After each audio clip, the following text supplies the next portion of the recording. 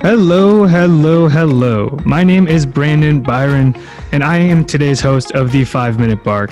Today we have two fantastic guests with us. Their names are Javier and Cristina Urena, and they are authors and speakers creating life-changing marriages. Hello, guys. How are you doing? Awesome. Doing great. Perfect. Well, I'm very, very excited to have the both of you on. We met prior to this, and you guys are both very, very humble. You got an awesome story to really share with everyone. So if you guys don't mind, whoever it may be, just give me a little background story. I want the speakers, or the listeners, I apologize. I want the listeners to know really where you guys came from, what started Boundless Love, and, and where this company really originated for, and we can go from there. All right.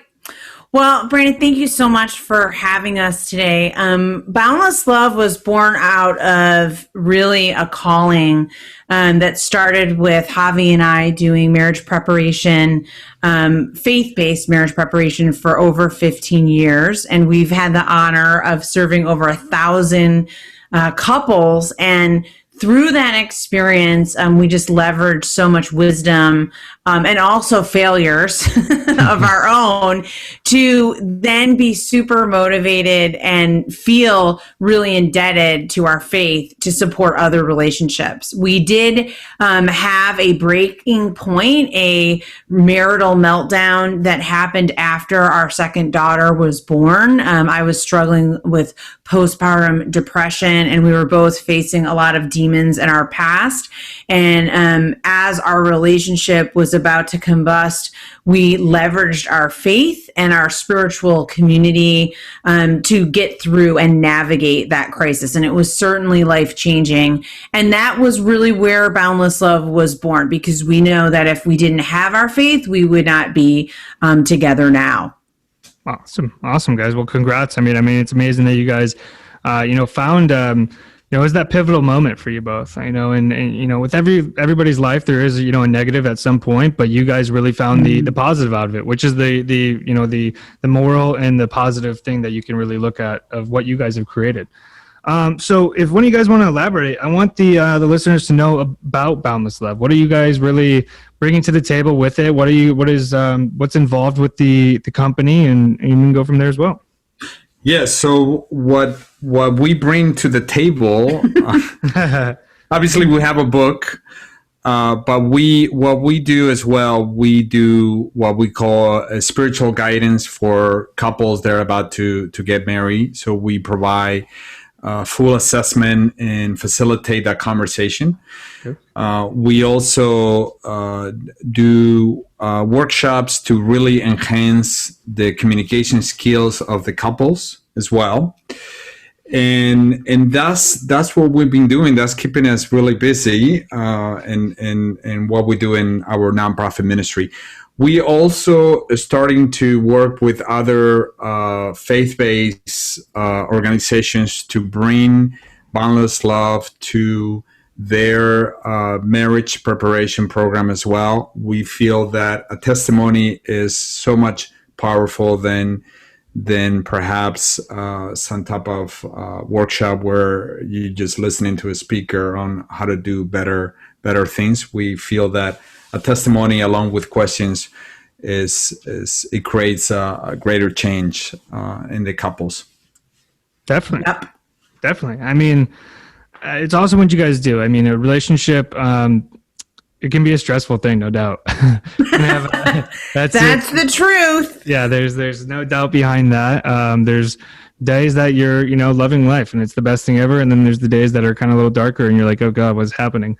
So, it's awesome that you guys are sitting there and you're providing people with a faith-based background to, make sure that, whether there are those up and downs that, that you guys, it's eternal love and everything is it's going to be okay. So I love what you guys is, your mission is, within your guys's, your program, your coaching, your book, for someone, maybe one of our listeners or whoever it may be, if they were going to come to you guys, what are they going to get out of your guys's coaching that's going to be, lifelong lasting? What is going to be the impression that is really imprinted on them? Well, I think first off, Brennan, we represent hopefully an example of picking ourselves up and also trusting God to get through crisis. We do believe that breakdown can lead to breakthrough. And so we're really trying to impart to couples, like lifting the veil off of marriage, like really trying to dispel and extinguish the sort of myths or taboos about just being open, like you said, about some of the hardships, right? The ups and downs. I think transparency is healing. And so that is what we do. I mean, obviously we have very professional boundaries, but we're open around our own experiences. And a lot of our work is based on interactive dialogue. We do virtual and in person. We've really had the honor and opportunity to coach and mentor couples at every stage, not just folks that are engaged, but they're also single, seeking a partner, as well as married. And so much of our work focuses on looking at your own sort of childhood wounds to going through your own boundaries, but also getting right with God or whatever your, relationship in terms of faith is, and defining those moments and those values, and then creating a vision of what you want. I love that. That's amazing. I mean, it really is with it, I mean, within your guys' program, there are those, once again, there are those tough times that we go through. So I want to know, and there's beyond the tough times, there's a lot of beautiful moments as well, right? There are things that really, that it makes you, it's the reason you're in love, right? So I actually want to get this answer from both of you guys. I want the people to know that are listening in through, this program that you guys have, put your lives upon. What is the most rewarding experience that you guys have both personally, had from it? What is the time that especially right now, COVID, I mean, it's crazy. People are freaking out and it's kind of a dark place. What are the things that you can look back on and say, hey, this is what I love doing. This makes it worth it. And, I'm beyond happy I made the decision to bring Boundless Live to our lives. Well, I think one of the things that's been so awesome is that we've had the opportunity to pivot during COVID and to reach audiences virtually.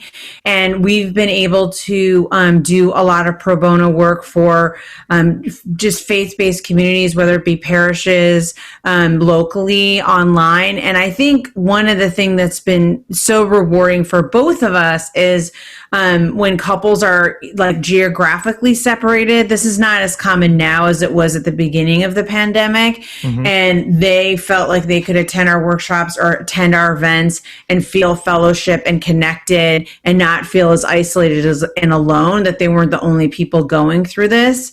So that was huge. Like, that's so healing and so powerful to create community in an hour and a half, right? The other thing that I think, and Javi may speak to this more, is really being aids and sort of guides to couples around discerning what they want to do about their wedding date dealing with COVID. So many couples we've seen have to postpone, rearrange, sometimes delay. So that has been super fulfilling, just supporting them in whatever choice they make and telling them, that they need to follow what's right for them. Yes, for me, I think there's two things, and the two things that I'm going to share is, one is inward and the other is outward. I think inward is the power of two, and how amazing it is when I share with everyone that, hey, I wrote a book with my wife. I started a nonprofit ministry with my wife, and we are growing together. We are seeing how God is working through us, how we are so courageous to keep moving forward and creating the content that we're creating. And the other thing that I have seen from all the feedback that we get in our workshop is how much connection and awareness we're building on the individuals that participate, and they feel really connected. And also we're giving them the tools to keep moving forward with their significant other and create that connection, or with whoever they are talking to. And we feel that we are opening eyes, and we're waking up people in the ways that we do in the workshop, so we can create better connection and life-changing marriages. I like that.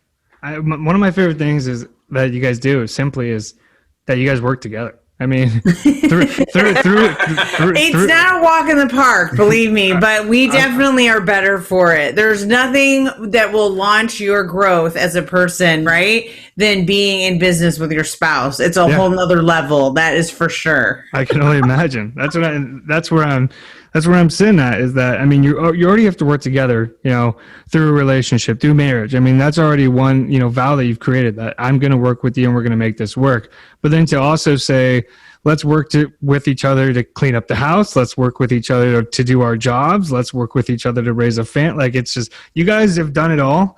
And I salute you both. I mean, it's power to you, and you guys are doing it. Thank you. Honestly, it's really good. It shows, if anything, it shows that you guys have an incredibly strong bond, which is amazing.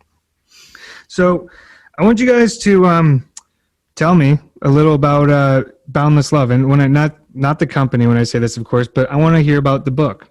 Tell the listeners, what does the book entail? What are you going to get out of it? We spoke about it earlier, and I'd like you guys to elaborate on the perspective aspect of it. Kind of comes, a couple angles, and I want you guys to, go off about it. Sure. My pleasure. So the book is around 12 chapters, and it's very accessible.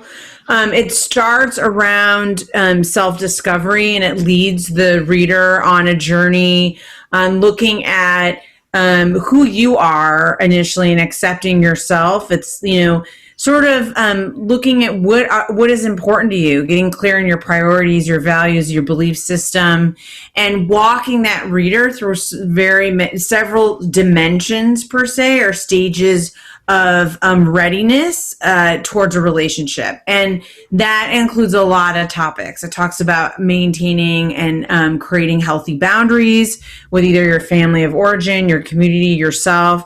Also really assessing what you want in your marriage, from it be getting right with God per se, or getting clear around your spiritual values and what's a priority, to also what your future entails with your partner. We also talk a lot about really key spiritual principles such as forgiveness, and also financial fidelity, and really looking at some of the steps that we all need to really get clear around what it means to be life-giving in a marriage, and to be on the same page, and to be really open and trusting with your partner. And that includes as well as your sexual relationship and intimacy.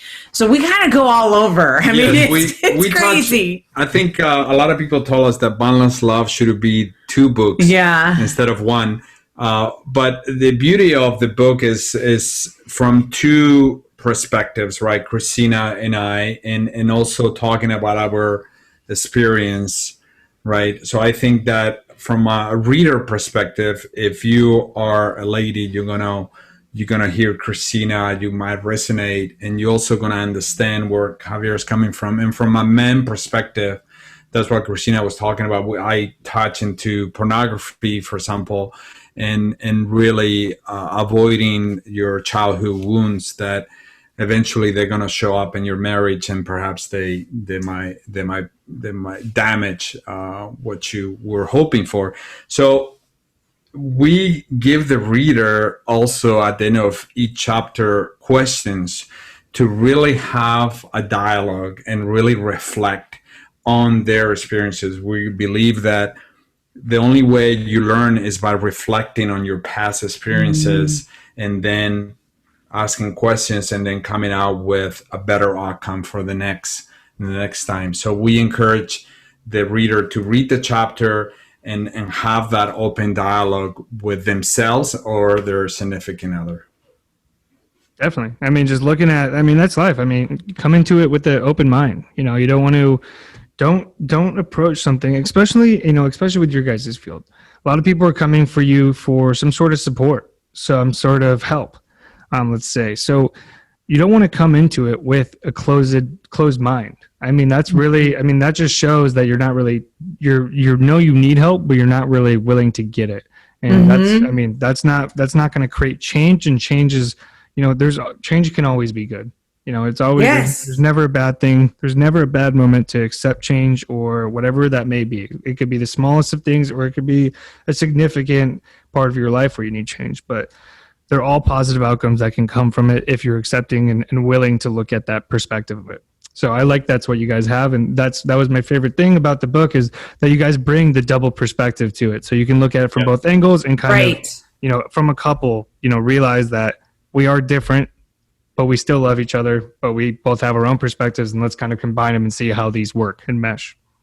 So Yeah, awesome. and it's so important not to forget those differences, because I think, the differences themselves are not the problem. It's when we forget about them or ignore them or deny them. And you can have a real healthy respect for those differences, because that's actually what makes it so exciting, right? Obviously, you don't want to marry yourself. So it's really important to cultivate that. And I think it's a struggle for a lot of us, including us. But that's also the sweetest challenge too. No, and I like it. And what you guys' backstory too. I mean, I'm beyond obviously stoked that you guys are doing fantastic now. But where you guys said you had that pivotal moment, so it's almost good to know that if when we come to you guys, that we can come there knowing that you guys have had a background story, that you've had the experience, that you're not just the how I say, the perfect couple that's always been around, that we're just giving advice of what to be, like you guys have been through it, and you guys know that this is what you guys got to do to make it work, which is what I like. I think that's awesome, because experience is key, right? I mean, that's how I look at it. You want to have, if you're going to ask for advice, you want some experience behind it. So talking on that, not to be so direct on it, but divorce is actually a big thing that's going through right now, especially, COVID, people are getting more stressed. So what are some advice you guys could give to, maybe how to prevent divorce? It's something that nobody really, you get married, you don't want to get divorced. That's never the goal. So what are we going to do now to try to prevent that? Yeah, I think, there's a couple things. One is I loved sort of, leveraging what you were sharing. I think it's such a key point, Brendan, is being open. And what I think that translates to in a relationship and in a marriage specifically is accepting or being open to asking for help, and also being open to receiving help. And I think those are two different things. Or perhaps different stages of the same question. But I think that's so significant. And that's really what saved us. Javi, at what point in our, breakdown of our marriage, when we were really at our bottom, he asked me, a very simple but pivotal question, which was, do you still love me? And it kind of was this snap your head back, reality checking moment of, you just answer with your heart, you answer with your gut in that moment. You're not really in your head with that. And so I said yes, which was very true. And that actually created this ability to then become, for both of us, more open to pursuing counseling and to seek advice from our priest and to go to individual therapy. And I think that's a huge part of, if we want to prevent divorce, it's a lot of self-work and development and inquiry, but it's also the ability to ask for help and to receive it. Yes, absolutely. And on my end, I can share a couple that we are mentoring, and they're working parents. Both of them are working, and they're being very stressed because their kids are going back to school. They cannot take any time away from work. And one of the things that came out is the husband is feeling really guilty. I feel guilty. I feel guilty that my wife is doing all the work. And we start digging into what is guilty means to you, and what does that guilty come from? Because it's creating some conflict in your marriage, but where does it come from? And we start diving into really having feeling guilty growing up, and not really helping his parents, and not being the perfect son that he wanted to be. And that's what we're trying to give a perspective to couples. Sometimes it's so easy to quit right? When things get tough. But at the same time, it's an opportunity to really connect with yourself and really heal what's happening, because perhaps it has nothing to do with your wife or your partner that you're living with, right? It has to do with you or what happened in the past. And that's what we're trying to give advice, right? I always give this analogy. September 11th, right? There was a lot of people when the towers were falling apart. There was a lot of people leaving the building, right? Obviously, right? But at the same time, there was a lot of people going into the building, right? There was firemen, volunteers, the police. I mean, there were so many people helping out. So I always encourage couples that when things get really tough, go in, go into the fire, because if you love that person, things will work out. Mm-hmm. Things will work out, and that will make you stronger for the next step, the next step in your marriage. Mm-hmm. No, I love that. I like that analogy a lot. I mean, the motive, or the motive of it is exactly what you're looking for. It's actually going to stem to what I'm going to ask next. Is that it's never a bad time. It's never, and I say this a lot. It's never a bad thing to ever ask for help, ever, with anything in your life. I mean, no one's perfect. So if someone, and it goes back to being open-minded. Even if someone might not know as much about something as you think you might be the know-it-all of it, that category. There might be someone who has a perspective that might change a little what you think about it, even if you know a little more. So it's never bad to listen to people or accept help or ask for it. That's going to stem to what I want to ask next, is when, as a relationship, or being in a relationship, better way to phrase it, when do you think it's a good time where it's time to ask for help? Well, I think, my first response to that is when your regular devices fail. And usually for most people, you discover pretty quickly that you're not like gaining any traction. You're not making any headway. So, I mean, hey, I'm a big fan of being as proactive. And I think the more we invest in ourselves, and like you said, the more we're open to asking for help, it gets easier, right? It gets easier to ask and to see the red flags and see the signs. For Javi and I now, I'll say to him, like, we need to have lunch, or we need to, have dinner, or, and that's kind of our sign of like, okay, we need to carve out time because we're, either working too much or we're getting in a rut around our communication. And so that's just one quick example. But I think for a lot of us, it's trying not to wait too long where you're feeling that tension overpower your interactions, right? So that you can't think clearly or feel like you're really being yourselves and feeling free in the relationship. And so for a lot of us, that also depends on your self-awareness, but it is a muscle. The more you flex it, the easier it gets. And so I think the biggest piece is just to be open and to work on, okay, I'm not feeling right. Let me just share this with you as a start. And then from there, usually you can build upon. I think what's the biggest danger in that, sort of the question behind that question, is when we don't even share what we're feeling. And that's when we really, I think, get into dead ends, and we just kind of, like that stiff upper lip, just stick it out, it'll go away. And most things do not just go away. Definitely. Now, with that said, your guys' coaching, your guidance that you guys are giving, I asked this to, other individuals who do similar things. But I like to know, when you guys are working with individuals, are you very transparent? And when I say that, I ask more or less the lines, if you see someone that you don't think, unfortunately, you're just seeing these red flags over and over and over, if you're following what I'm saying, and this is not going to be like probably the best fit, are you guys going to allow them to know that, or are you guys going to try to find a way to make it work? How is this kind of working with this program? Yeah, and I think that's a great question.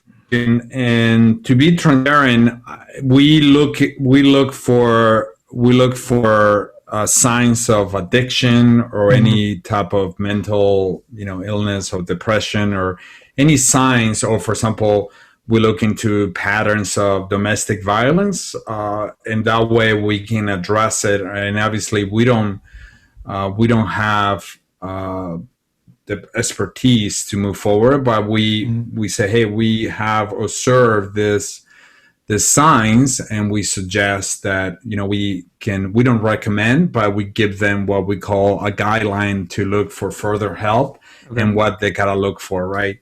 So, for example, if we see couples that perhaps the guy is addicted to pornography, and he clearly states that, we talk to them and say, hey, this is some guidelines for other professionals that can help you with that addiction as well. You can still be coached by us on building that, creating that life-changing marriage. But when it comes to this addiction, or that's something that you need to seek professional help on that. So we do that. If we see signs of domestic violence, that right away, it's an ethic call. We need to really stop this and notify the proper individuals so they know what's happening in that marriage, right? So there are some things that we pay attention to, and then we kind of guide them to seek further help to help them out, right? No, yeah, that's perfect. I mean, you guys are really attentive to details, as I can see, and you guys are not going to force something upon someone. I mean, you're just giving proper guidance, which is great. Now, what I want to touch on is that, especially a time like this, we talked about how it's really stressful. COVID, is happening. Some people are in dark places right now. It's just the fact of what it is. One of the most powerful things, and I know you guys will agree with me on this, to have right now is faith, right? And it's to make sure that you're kind of pushing through it, to not give up, to know that things will get better, but we just got to seek it through to the end.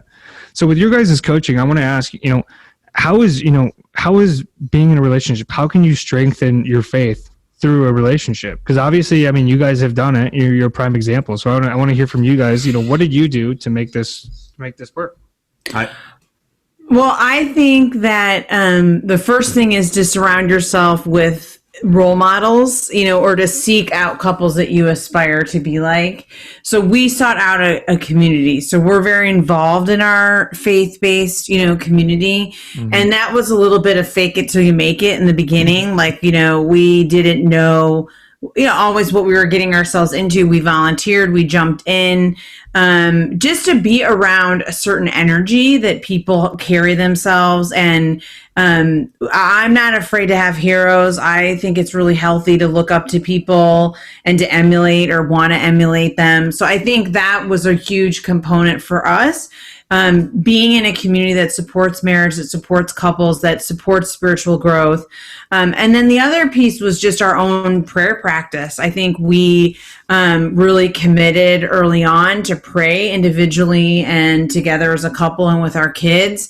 And I think when you meditate and pray and you create a practice that's, involves a creator or higher power, that reminds you and grounds you and sustains you in a way that the external world can't. And so that's what I think we've been really relying on. Yeah. And one of the things that we have observed is when we talk to couples, I think one important ingredient to have more faith in your relationship, especially during this strange and difficult times, is when you look at each other gifts and talents that you have and your strengths as an individual, and then you jump into what I call the dreaming stage, where you discuss, based on your strengths and your gifts and your talents, hey, where do you see us in a year from now?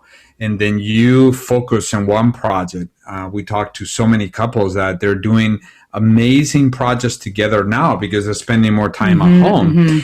And what we have experienced is those couples they're so eager to finish work and start working on that project together, because that giving them faith and they're building something new, where we talk to them and say, hey, what's going to happen when you get back, when you got to go to work? They're like, well, we're trying to work that out. We're trying to work out of the home now more because we are building something together. So that's a tip that we recommend all the couples to really think about a project that benefits from your strengths and build on that vision, what you wanna build. And we got a puppy. So there you go. There we go. That's the easy answer. Go get a puppy. Yeah, go get a dog. Go get a puppy. Kidding, not kidding. Yeah, get those cuddles in. The puppy love is gonna change your life. There we go. So, guys, I want to ask in terms of Boundless Love. Coming here 2020, maybe next year. Is there anything new, anything big planned that maybe we could share? Anything? Yeah, I think next year for us, 2021, we had all our speaking engagement got delayed to 1 year, so that we're looking forward to be in front of people because we get a lot of energy. Yeah. But we are definitely working on our second book. We also bring in our framework, the way we facilitate, the way we run our workshops for couples. We bring in the same framework to churches and other ministries, so they can also implement it, so they can get a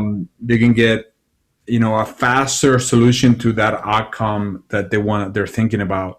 And we're very excited to introduce that moving forward.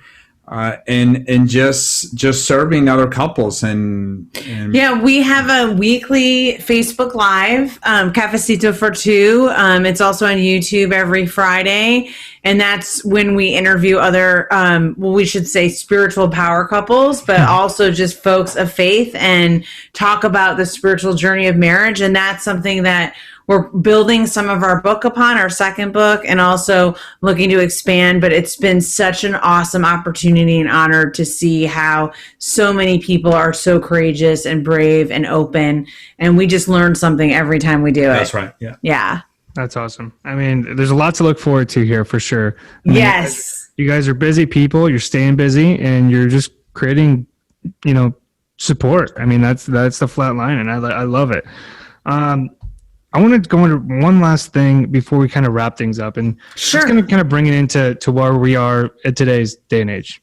With things, as we've touched on a couple of times today, how things are stressful right now. People, I know you talked about that.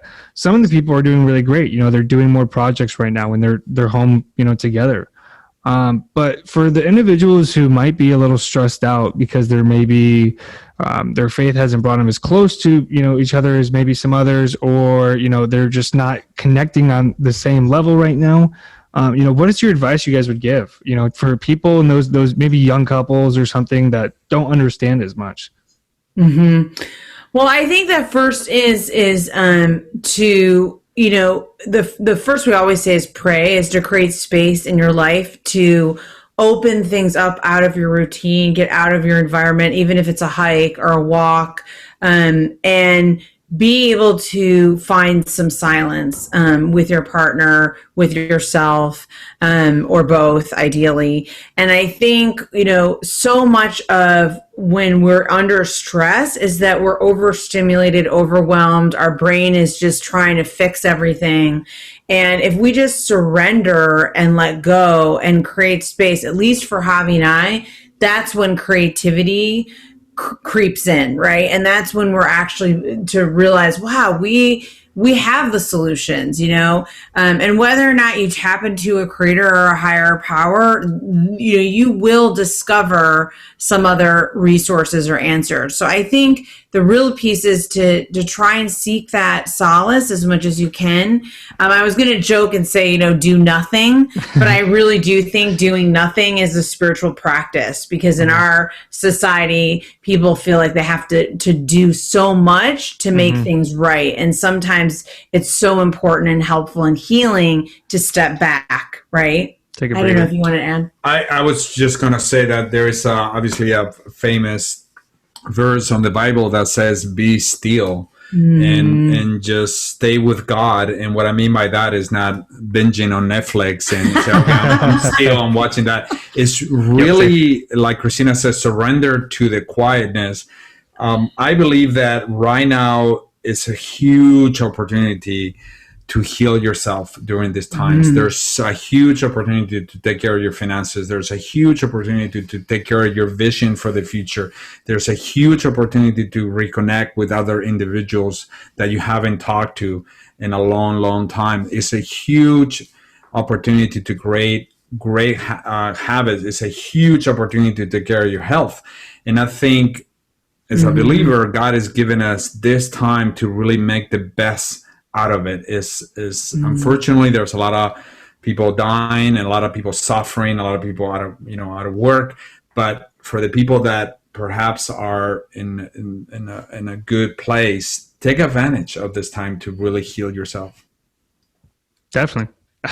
I mean, we get this on almost every episode for the past probably 2 months now. Is that exactly what you just said? I mean, it's a tough time, and most people didn't even know there was opportunities presented to them until COVID really, slapped them in the face and then said, "Hey, this is life now. Get used to it." And then there's the people that kind of struggled upon it, and then I hate to criticize them like this, but kind of just complained, but never really saw out for the solution. And then there's the people like you guys and what you're explaining right now, where they went out there and they said, okay, this is what we got. These are the cards that were dealt to me now.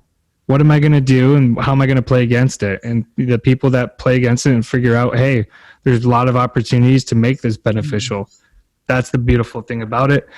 Of course, nobody really wanted COVID to happen, but there is some, with every negative, like we said in the very beginning, with every negative comes a positive. Absolutely, yes. Absolutely. To wrap it up here, guys, Javier or Christina, is there any last words you guys would like the listeners to hear, whether it be about your profession, whether it be about life, whatever it is? Is there any other things you guys want to get out there right before we wrap up? Sure. I think the one piece that, so many people, it's a fact, like you said, that marriage is, that it's work and that it's hard, and that, clearly we have about a 50-50 shot. If you look at the stats, it varies, right, year to year. But I think, my parting words or my encouragement is don't give up. It's really easy sometimes to have a backdoor, an exit plan, or, just to think, and this is in any area of your life, right? That if you just do this, get out of it or whatever, fix it, create another escape plan, it's going to get all better. And usually, as the research suggests, that we follow ourselves and we are our own common denominator, and the conflicts and the problems you have in one marriage usually just go on to the next. So I would just encourage everyone to stay strong, never give up, and know that when you're willing to be courageous, you will be so rewarded for sure. Yeah. And for me to add, the name of our book is Boundless Love, and our ministry as well, to symbolize the love that God has for you. And that love is so boundless, right? So God is with you. And as a couple think to be a pioneer, I hear the other day we were talking to a couple say, hey, we're going to be empty nesters. I don't know what to do.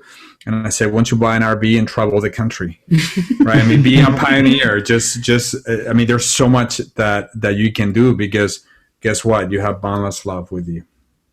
I love that. Well said. Yeah, thank you. Very well said. All right, guys. Well, Christina, Javier, it was a pleasure having you guys on. I hope everybody listening enjoyed them as much as I do. These two are really, inspirational, and they're a couple to really look up to. What they have is truly beautiful. If you guys are interested in chatting with them, learning from them, getting guidance, coaching, workshops, whatever it may be, you can reach them at their website, which is going to be boundlesslove.us. Once again, that's going to be boundlesslove.us. And once again, to you guys, it was a pleasure having you. Thank you so much for coming on. Thank you. Thank you. Thank you so much. Of course. And to everyone tuning in, thank you so much for listening, and we'll catch you next time. Have a good one.